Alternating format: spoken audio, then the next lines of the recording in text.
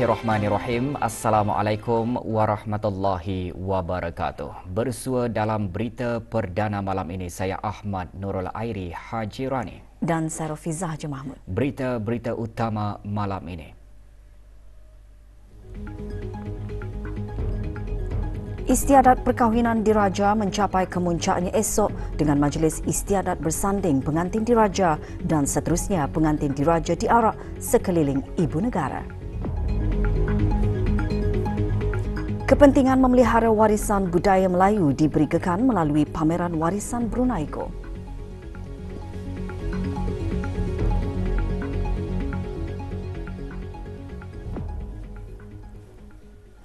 Esok akan menjadi peristiwa bersejarah bagi negara Brunei Darussalam dengan berlangsungnya majlis istiadat bersanding pengantin diraja dan istiadat perarakan pengantin diraja mengelilingi Bandar Seri Begawan.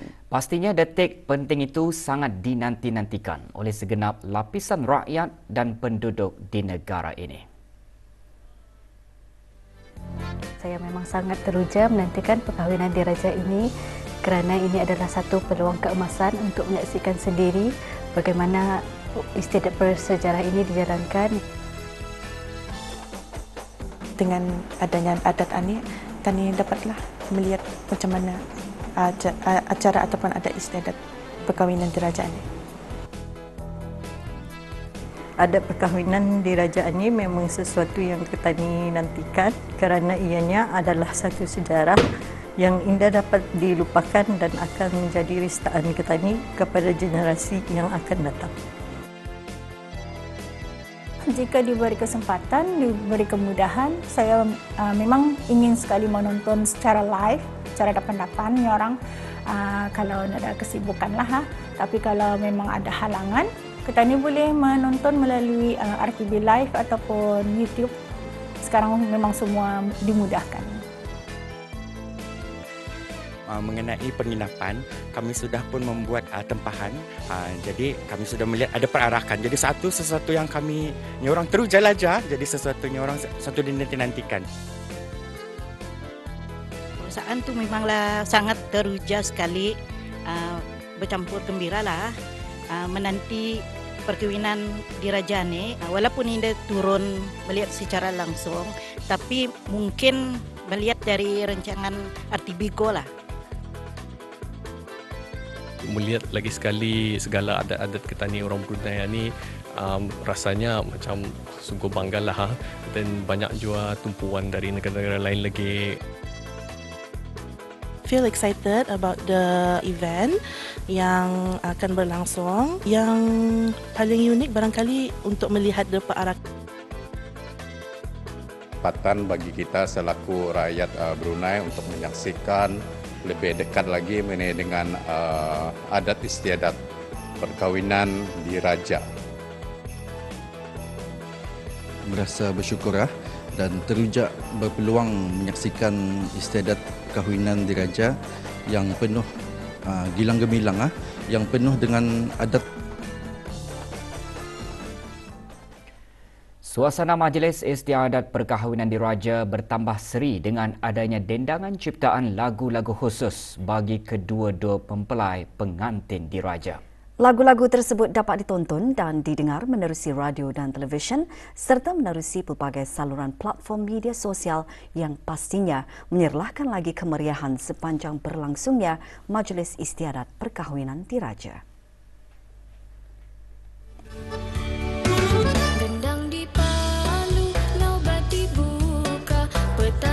Lagu Bahtera Mahligai Mempelai Diraja dinobatkan sebagai naib juara peraduan mencipta dan menerbitkan lagu perkahwinan diraja. Menurut pengiran Muhammad Fauzi bin pengiran Zainal Abidin, lagu ciptaannya itu memiliki ciri penceritaan awal perkahwinan diraja. Lagu tersebut dinyanyikan oleh Daengku Nur Fairuz Kashfrina Shasha binti pengiran Zainal Abidin.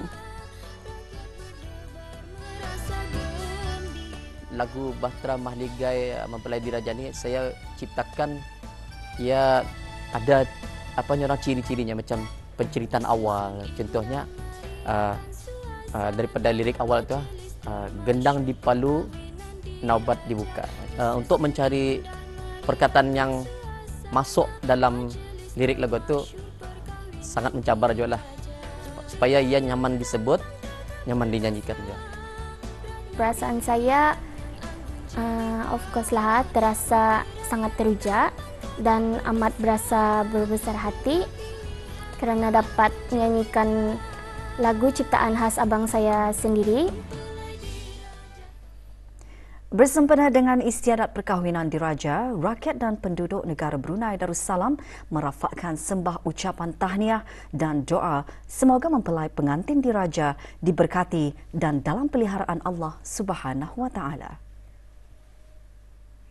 Kami dari Persatuan Polo Diraja Brunei merafak sembahkan setinggi-tinggi tahniah kepada kedua pengantin diraja. Allah selamatkan pengantin diraja. Kepada pengantin diraja, kami dari Syarikat Penerbangan Diraja Brunei merafak sembah setinggi-tinggi tahniah. Allah berkati pengantin diraja. Kami kumpulan media ingin merafakkan sembah setinggi-tinggi tahniah kepada mempelai pengantin diraja. Semoga Allah selamatkan pengantin diraja. Kami dari Syarikat Frame Plus yang Berhad ingin mengucapkan dan merafakkan sembah setinggi-tinggi ucapan tahniah kepada kedua mempelai diraja. Allah selamatkan pengantin diraja. Kami dari Rusid Sip merafakkan sembah tahniah kepada pengantin diraja. Congratulations!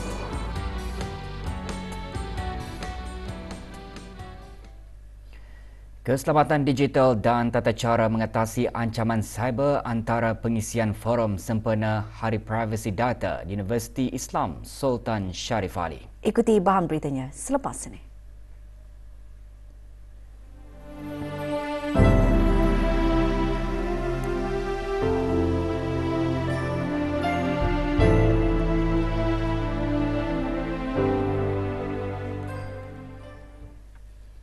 Seorang wanita berbangsa Iban memilih Islam sebagai pegangan hidupnya. Majlis pengislaman berlangsung petang tadi di Surau Ibu Pejabat Polis Penaga, Kuala Belait.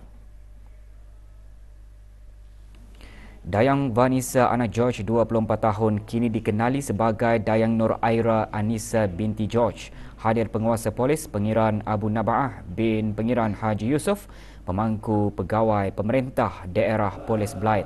Sejak awal tahun ini, 5 orang memeluk agama Islam di daerah Belait dan pada tahun lalu, 78 orang di daerah tersebut memeluk agama Islam.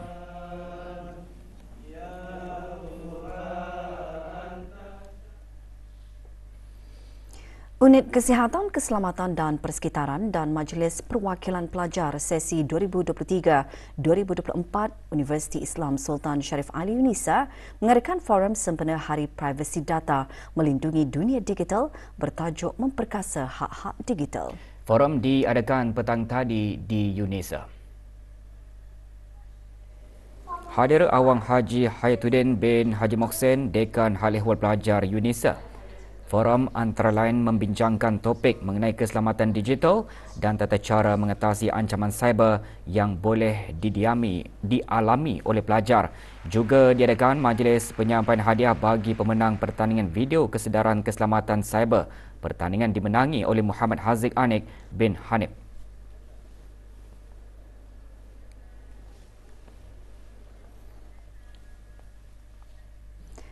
Sebagai usaha berterusan memelihara warisan budaya dan memberi pendedahan mengenai kepentingan warisan masyarakat Melayu, Jabatan Museum-Museum dengan kerjasama Syarikat Koleksi Husna mengadakan pameran warisan Bruneiku. Pameran di Galeri Kebudayaan dan Pelancongan Kampung Air itu berlangsung sehingga 17 Januari ini. Pameran dihasrat mampu menarik minat para pelancong untuk mengetahui warisan budaya masyarakat Melayu Brunei. Ia juga secara tidak langsung dapat mendukung kemahiran seni kraftangan Melayu, iaitu tenunan Melayu yang menggambarkan identiti Melayu dalam masyarakat dan negara.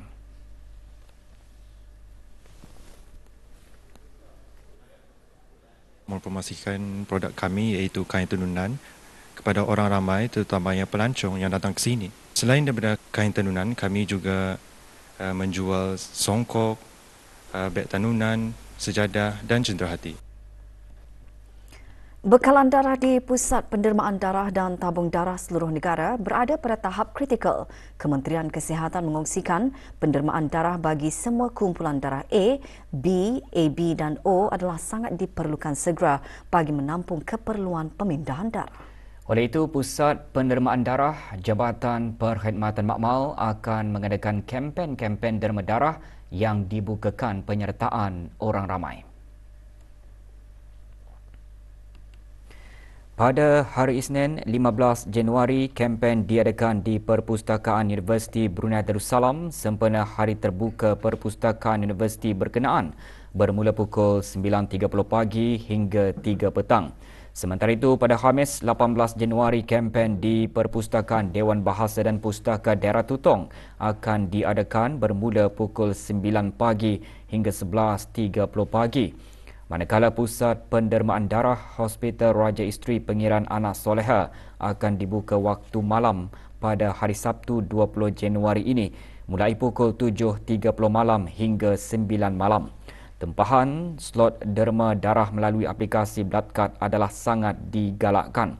Orang ramai juga boleh berkunjung terus ke Pusat Pendermaan Darah atau tabung-tabung darah berdekatan pada hari bekerja sahaja bermula pukul 8 pagi hingga 11.30 pagi dan 1.30 petang hingga 3.30 petang. Jabatan Kerja Raya memaklumkan penutupan sementara jalan di Simpang 93, Kampung Pandan, Kuala Belait pada 15 dan 16 Januari ini. Penutupan akan bermula setiap pukul 8.30 pagi hingga 5.30 petang. Ia adalah bagi memberi ruang kepada pihak Unified National Network Sdn Bhd UNN melaksanakan kerja-kerja meroboh struktur UNN.